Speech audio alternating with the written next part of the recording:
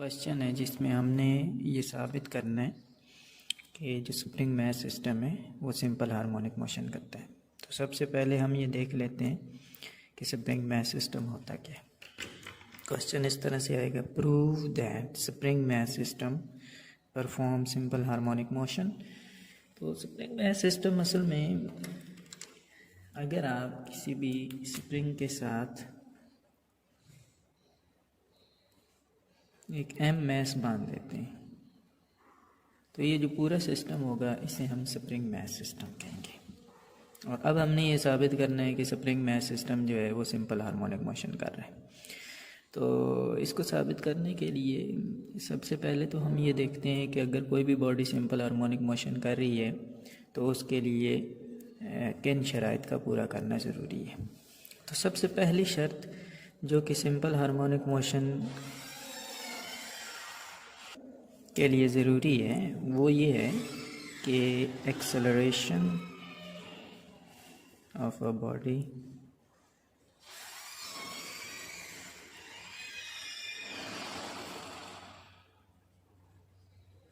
is directly proportional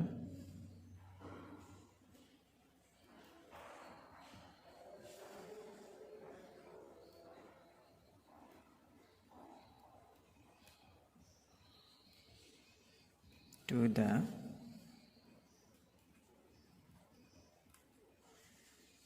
displacement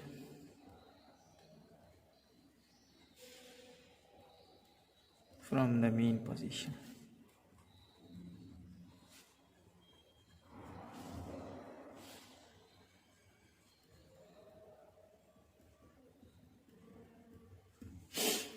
यानी जिस्म का जो एक्सेलरेशन है वो मेन पोजीशन से डिस्प्लेसमेंट के डायरेक्टली प्रोपोर्शनल होना चाहिए। और दूसरी शर्त ये है कि डायरेक्शन ऑफ एक्सेलरेशन जो है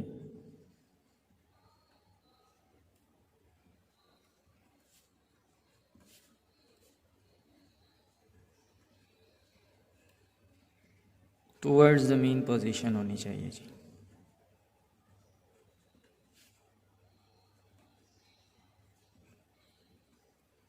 अगर ये दो शराइत कोई भी बॉडी पूरी करेगी तो हम कहेंगे कि वो बॉडी सिंपल हार्मोनिक मोशन की। अब हम ये देखते हैं कि स्प्रिंग मैथ सिस्टम जो है वो सिंपल हार्मोनिक मोशन कर रहा है कि नहीं। तो उसके लिए सबसे पहले देखें कि लेट सपोज हमारे पास ये एक स्प्रिंग है जी और इसके साथ एक एम मैस बंधा हुआ है। ये स्प्रिंग मैथ सिस्टम है। इस वक्त ये स्प्रिंग जो है वो अपनी रेस्ट की हालत या मीन पोजीशन पर मौजूद है जिसको हम ए पोजीशन कह देते हैं। अब हम क्या करते हैं कि थोड़ी देर के बाद इस पर नीचे की जानिब एक फोर्स लगाते हैं। फोर्स लगाने की वजह से क्या होगा कि इस स्प्रिंग की लंबाई में इजाफा हो जाएगा। और जब लंबाई में इजाफा होगा हम एक्सटर्नल फोर्स लगा रहे हैं जिसकी वजह से इसकी लंबाई में जो है वो इजाफा हो रहा है नीचे की जानिब।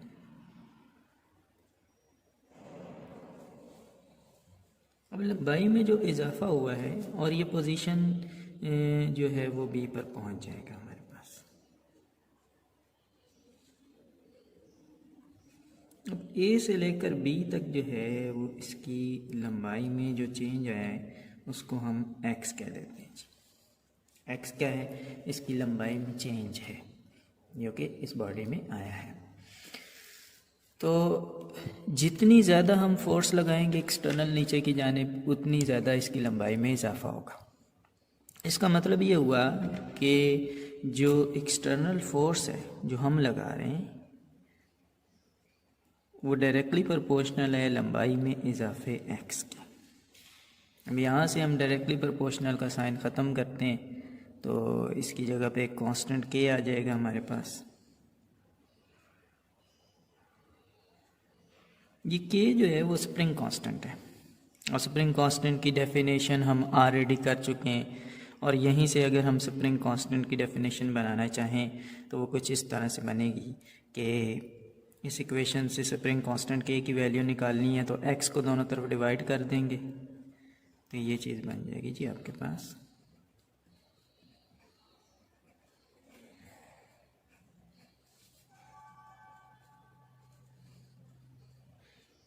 यानी spring constant is the ratio between external force acting on the spring to the change in length of the spring, ये होती है जी स्प्रिंग कांस्टेंट। अब हम जब इस पर नीचे की जानिब एक फ़ोर्स लगा रहे थे तो हम ये भी महसूस कर रहे थे कि कोई एक ऐसी फ़ोर्स थी जो कि ऊपर की जानिब अमल कर रही थी, यानी उस फोर्स की जो सिम थी वो ऊपर की जानिब थी। अब ये फोर्स जो उसको स्प्रिंग को वापस ले जाने की कोशिश कर रही थी, इसको हम कहते हैं रीस्टोरिंग फोर्स, FRES। ये रीस्टोरिंग फोर्स एक्सटर्नल फोर्स के बराबर होती है जी, लेकिन सिम्त में इसकी ऑपोजिट होती है। यानी जितनी ज़्यादा आप एक्सटर्नल फोर्स लगाते जाएंगे उतनी ही ज़्यादा इसकी लंबाई में इजाफा होता जाएगा और उतनी ही ज़्यादा रीस्टोरिंग फोर्स भी पैदा होती जाएगी। यानी ये दोनों फोर्सेस बराबर हैं लेकिन ऑपोजिट डायरेक्शन में। तो हम ये कह सकते हैं कि F रीस्टोरिंग बराबर है F एक्सटर्नल के, लेकिन नेगेटिव साइन के साथ। ये नेगेटिव का साइन ऑपोजिट डायरेक्शन को जाहिर कर रहा है जी। अब हम क्या करते हैं कि इसमें वैल्यूज़ पुट करते हैं जो कि इक्वेशन नंबर 1 से F एक्सटर्नल की वैल्यू है माइनस इसी तरीके से F एक्सटर्नल की वैल्यू फ्रॉम इक्वेशन नंबर 1 हमारे पास AX है, ये चीज़ है जी। और उसके बाद अब हम क्या करेंगे कि जब हम इस स्प्रिंग को अब छोड़ देते हैं, जैसे ही हम छोड़ेंगे तो क्या होगा, इसकी वाइब्रेशन स्टार्ट हो जाएगी। ये ऊपर की तरफ जाएगा, फिर नीचे की तरफ आएगा, फिर ऊपर की तरफ जाएगा, फिर नीचे की तरफ आएगा। तो इस तरीके से इसकी जो वाइब्रेशन होगी वो स्टार्ट हो जाएगी और इस वाइब्रेशन के नतीजे में क्या होगा, इसमें एक्सेलरेशन पैदा होगी। तो अगर एक्सेलरेशन पैदा हो रही है तो इसका मतलब है न्यूटन के सेकंड लॉ से हमें पता है, according to Newton second law,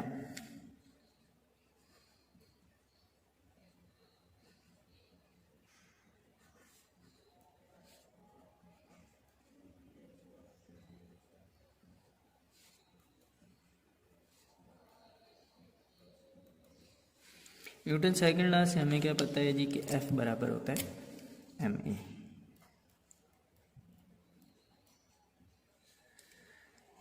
तो इक्वेशन नंबर जो 2 लिखी हुई है हमने, उस इक्वेशन में इस F की वैल्यू हम पुट करते हैं और ये हमारे पास कुछ यूँ बन जाए। ये इक्वेशन है हमारे पास, इक्वेशन नंबर 2 जो है, इसमें F की वैल्यू पुट करते हैं m में, ये आ जाएगा kx। अब हम क्या करते हैं कि m को दोनों तरफ डिवाइड कर देते हैं। m को दोनों तरफ डिवाइड करते हैं तो क्या होगा जी कि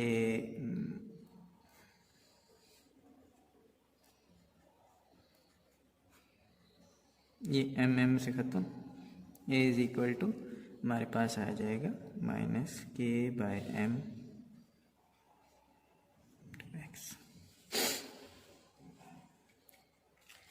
अब ये जो ब्रैकेट में हमने चीज़ लिख दी हुई है k/m, ये असल में कांस्टेंट वैल्यूज़ हैं, दोनों कांस्टेंट वैल्यूज़ हैं। तो दोनों अगर कांस्टेंट वैल्यूज़ हैं तो इसका मतलब ये हुआ कि हम इन दोनों कांस्टेंट वैल्यूज़ को यहाँ से अगर ख़त्म करते हैं तो क्या होगा, ये इक्वेशन कुछ इस तरीके से बन जाएगी। यानी कांस्टेंट वैल्यूज़ को यहाँ से ख़त्म करेंगे तो डायरेक्टली प्रोपोर्शनल का साइन आएगा और माइनस इसी तरीके एक्स आ जाएगा।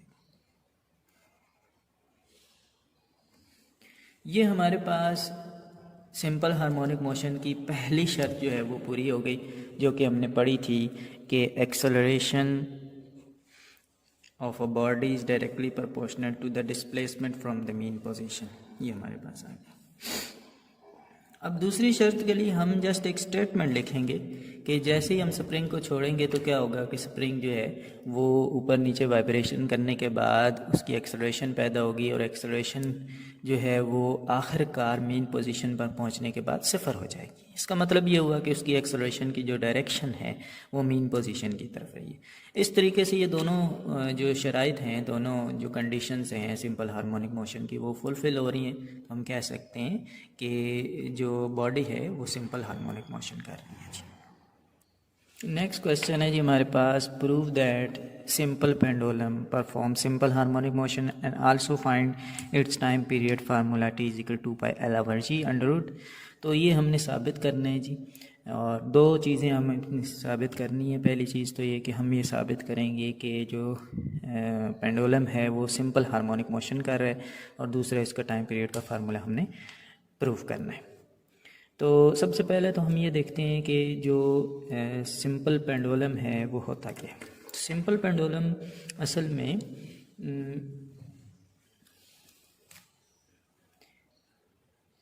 एक मजबूत सहारा जिसके साथ एक डोरी होती है जी, और इस डोरी के बिल्कुल एंड पे जो है वो एक लोहे की गोली, जो जिसे बॉब कहते हैं, वो बंधी होती है। अब ये जो सारा सिस्टम है इसको हम सिंपल पेंडुलम कहते हैं। जो इस धागे की लेंथ होती है वो एल कहलाती है। तो ये पूरा सिस्टम जो है वो सिंपल पेंडुलम कहलाता है, और ये आमतौर पर आपने घड़ियों में या इस तरह की चीज़ों में जो है वो देखा भी होगा पेंडुलम, आप बखूबी वाकिफ़ भी हैं इससे। तो अब हम ये साबित करेंगे कि इसकी जो मोशन है वो सिंपल हार्मोनिक मोशन है। वही दो शराइत, अगर तो ये सिंपल हार्मोनिक मोशन कर रहा है तो इसका मतलब ये है, फर्स्ट कंडीशन तो ये होनी चाहिए कि इसका जो एक्सेलरेशन है वो डायरेक्टली प्रोपोर्शनल होना चाहिए डिस्प्लेसमेंट के, और दूसरी कंडीशन जो है वो ये होनी चाहिए कि एक्सेलरेशन की जो डायरेक्शन है वो मीन पोजीशन या इनिशियल पोजीशन की तरफ होनी चाहिए। ये दो शराइत अगर ये फुलफ़िल करेगा तो हम ये कहेंगे कि ये सिंपल हार्मोनिक मोशन कर रहा है। तो सबसे पहले तो हम इसका जो है वो देखते हैं। हमारे पास ये पेंडुलम है, और इस पेंडुलम को हम, इसकी ये मेन पोजीशन है या रेस्ट की पोजीशन जिसे कह सकते हैं, जिसे हम ए का नाम दे देते हैं। इस पेंडुलम को हम मेन पोजीशन से उठाते हैं और ले जाते हैं जिसको एक्सट्रीम पोजीशन पे,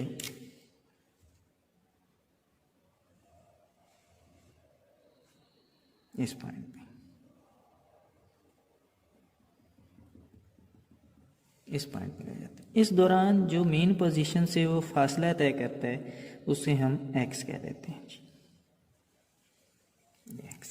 एक्स वो डिस्टेंस है जो उसने मेन पोजीशन से, और जिस एक्सट्रीम पोजीशन पे वो पहुंच गया उसको हम बी का नाम दे देते हैं, एक्सट्रीम पोजीशन का नाम भी देते हैं। इस दौरान वो ऊपर वाले पॉइंट के साथ एक एंगल बनाएगा जिसे हम थीटा कह देते हैं, जबकि इसकी लेंथ वही रहेगी, वो चेंज नहीं होगी। अब जब ये पेंडुलम इस पोजीशन बी पर था तो उस वक्त इस पर दो फोर्सेस अमल कर रही थी। पहली फोर्स जो अमल कर रही थी वो टेंशन की फोर्स थी, इस धागे के ऊपर टेंशन की फोर्स थी, और दूसरी फोर्स जो अमल कर रही थी वो वेट की फोर्स थी, इस गोली की अपनी वज़न की फोर्स, जो कि डाउनवर्ड डायरेक्शन में एक्ट कर रही थी, जिसको हम डब्ल्यू कह देते हैं। अब हम क्या करेंगे कि इसको स्टडी करने के लिए ये देखेंगे कि इसकी जो मोशन हो रही है पेंडुलम की वो किस वजह से हो रही है। तो इस मकसद के लिए हमें वेट के कंपोनेंट बनाने पड़ेंगे। तो वेट के कंपोनेंट बनाने के लिए हम क्या करेंगे कि टेंशन फोर्स के ऑपोजिट डायरेक्शन वेट फोर्स के कंपोनेंट बनाने, इसकी हेड से जो है वो एक डॉटेड लाइन हम ले जाएंगे पीछे की जानिब, और टेंशन फोर्स को जो है वो आगे की तरफ बढ़ा देंगे। इस तरह हमारे पास वेट फोर्स के दो कंपोनेंट बन जाएंगे। एक कंपोनेंट को हम एक्स कंपोनेंट ले लेंगे वेट फोर्स का, और दूसरे कंपोनेंट को वाई कंपोनेंट ले लेंगे। अब हमने याद रखना है कि टेंशन फोर्स के ऑपोजिट डायरेक्शन में जो भी कंपोनेंट आपने लेना है वो हमेशा एक्स कंपोनेंट है। दिस इज़ रूल, समझ लें इसको। तो एक्स कंपोनेंट लेना। अब हम ये देखेंगे कि एक्चुअली जो इस पेंडुलम की हरकत होगी वो किस कंपोनेंट की वजह से होगी। इस पेंडुलम की जो हरकत है वो अगर देखा जाए तो वेट फोर्स के वाई कंपोनेंट की वजह से होगी, क्योंकि इसने इस डायरेक्शन में वाइब्रेशन करनी है। तो इसका मतलब ये है इस पे जो फोर्स अमल कर रही है वो कुछ वाई कंपोनेंट, जो वेट फोर्स का वाई कंपोनेंट है उसकी सिमत में अमल करेगी। तो ये जो वेट फोर्स का वाई कंपोनेंट है ये एक्चुअली इसको आगे और पीछे की जानिब हरकत देने में मदद कर रहा है। तो हम ये कहेंगे कि जो एक्चुअल फोर्स एक्ट कर रही है इस पेंडुलम पे, जो फोर्स एक्ट कर रही है एफ, वो बराबर है जी डब्ल्यू वाई के,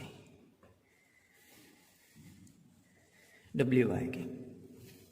और इसके साथ माइनस का साइन लगाएंगे क्योंकि आहिस्ता आहिस्ता से ये जो वाइब्रेशन है ये वक्त के हिसाब से कम होती जा रही।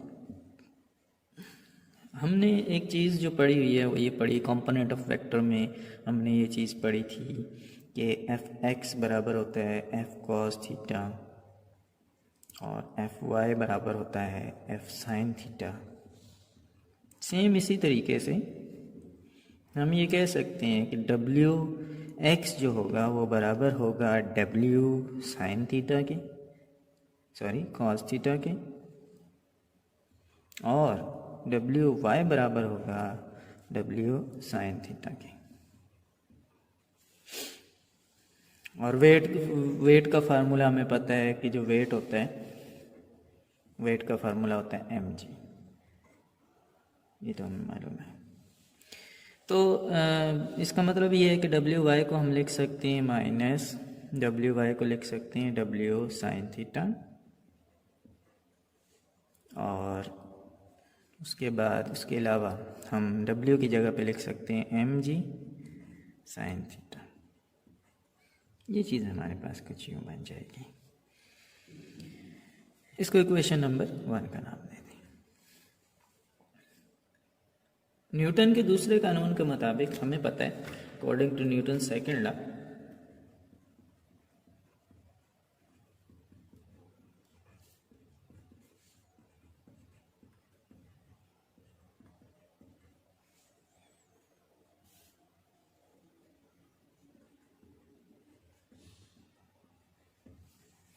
और वो हमें क्या पता है जी कि F is equal to m a. तो इक्वेशन नंबर 1 में इस F की जगह पे वैल्यू हम पुट कर देंगे जी। तो हमारे पास जो इक्वेशन है वो कुछ इस तरीके से है, minus m g sine theta, तो इसकी जगह पुट करते हैं एम ए एम जी, तो ये साइड वाला हम खत्म जी साइन थीटा। अब अगर हम ये सपोज करें कि ये जो एंगल थीटा बन रहा है ये बहुत ही समान है, थीटा इज सो समान, तो उस सूरत में ये जो इक्वेशन है जिसको हम इक्वेशन नंबर 2 का नाम दे देते हैं, ये इक्वेशन कुछ इस तरीके से चेंज हो जाएगी। यानी हम साइन थीटा को नियरली इक्वल टू थीटा लिखेंगे। इसके लिए कंडीशन ये है कि इफ थीटा इज सो समान,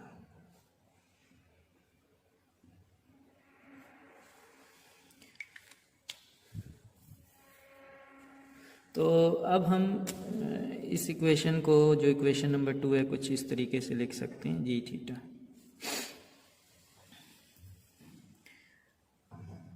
अब हम ये देखते हैं कि एक्चुअली ये थीटा है क्या। हमने फर्स्ट चैप्टर के अंदर जो थीटा का फार्मूला पढ़ा था वो था जी, थीटा का जो फार्मूला पढ़ा था वो एस ओवर आर था।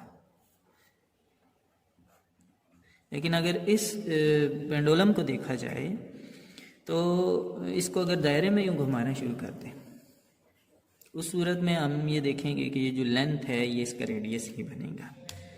यानी जो आपके पास रेडियस है उसको रिप्लेस करेंगे अकॉर्डिंग टू डायग्राम एल के साथ, और ये जो डिस्टेंस है जो वो दायरे के ऊपर कवर करेगा, अगर इसको मैं दायरे में घुमाता हूँ तो वो एक्स होगा। इसका मतलब ये है कि एस को हम रिप्लेस करेंगे एक्स के साथ। तो ये इक्वेशन कुछ इस तरीके से बन जाएगी, आपके पास एक्स ओवर हो जाएगा। ये जो वैल्यू है ना, ये इक्वेशन नंबर 3 में यहाँ पे पुट करते हैं, तो ये चीज़ बनेगी g is equal to minus g x over. जो वैल्यूज़ कांस्टेंट हैं उनको एक ब्रैकेट में लिख लेते हैं। जी भी चेंज नहीं हो रहा, लेंथ भी चेंज नहीं हो रही, तो उस सूरत में इन दोनों वैल्यूज़ को यहाँ से अगर हटाएंगे तो डायरेक्टली प्रोपोर्शनल का साइन आएगा, ये तो यही फर्स्ट कंडीशन है जो कि सिंपल हार्मोनिक मोशन करते हुए बॉडी की फुलफिल होनी चाहिए कि acceleration is directly proportional to displacement from the mean position. ये माइनस का साइन सिर्फ ये शो कर रहा है कि आहिस्ता आहिस्ता से ये जो डिस्प्लेसमेंट है ये कम होता जाएगा। तो ये दूसरी जो शर्त है कि मीन पोजीशन की तरफ एक्सेलरेशन की सिमत होनी चाहिए, वो भी यहाँ पे फुलफिल हो रही है। क्यों? क्योंकि यहाँ पे आप देख सकते हैं कि जैसे ही हम पेंडुलम को छोड़ेंगे तो उस सूरत में क्या होगा कि पेंडुलम आगे और पीछे की तरफ वाइब्रेशन करेगा और आखिरकार उसका जो एक्सेलरेशन है वो मीन पोजीशन पर पहुँचने के बाद सिफर हो जाएगा। तो इस तरह ये दोनों कंडीशन जो हैं वो फुलफिल हो रही हैं, तो हम ये कह सकते हैं कि ये बॉडी जो है वो सिंपल हार्मोनिक मोशन है। अब आ जाते हैं जी इसके दूसरे पार्ट की तरफ, जो कि वो ये कह रहा है कि जी आप साबित करें कि जो इसका टाइम पीरियड का फार्मूला है सिंपल पेंडुलम के t = 2πL/g। तो हम वो करते हैं जी, proof of t = 2πL/g। Time period का फार्मूला, ये बॉडी सिंपल हार्मोनिक मोशन कर रही है तो इसके टाइम पीरियड का जो फार्मूला होगा वो होगा जी t = 2π/ओमेगा। ये ओमेगा जो है दैट इज़ एंगुलर वेलोसिटी। और अगर कोई भी बॉडी सिंपल हार्मोनिक मोशन कर रही है तो उसके एक्सेलरेशन का जो फार्मूला होगा वो कुछ इस तरीके से होगा जी, a = -ω²। और एक एक्सेलरेशन का फार्मूला हम ऑलरेडी निकाल चुके हैं जो कि कुछ इस तरीके से था। ये वाला फार्मूला हम एक्सेलरेशन का ऑलरेडी निकाल चुके हैं, a = -gx/L। ये भी हम लिख लेते हैं।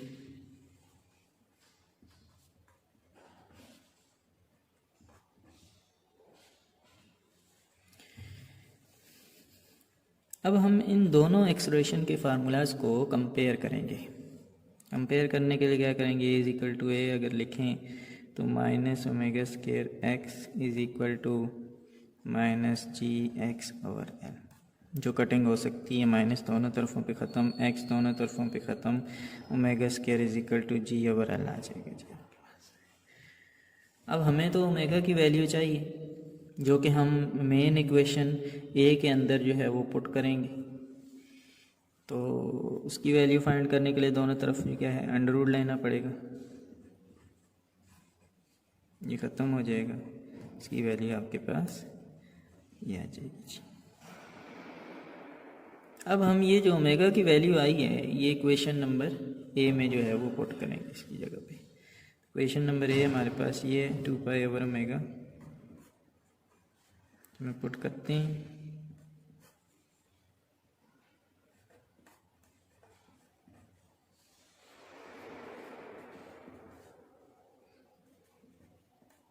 ये जब ऊपर जाएगा तो उलट जाएगा सारे का सारा, तो ये हमारे पास फार्मूला आ जाएगा जो कि हमने प्रूव करना था।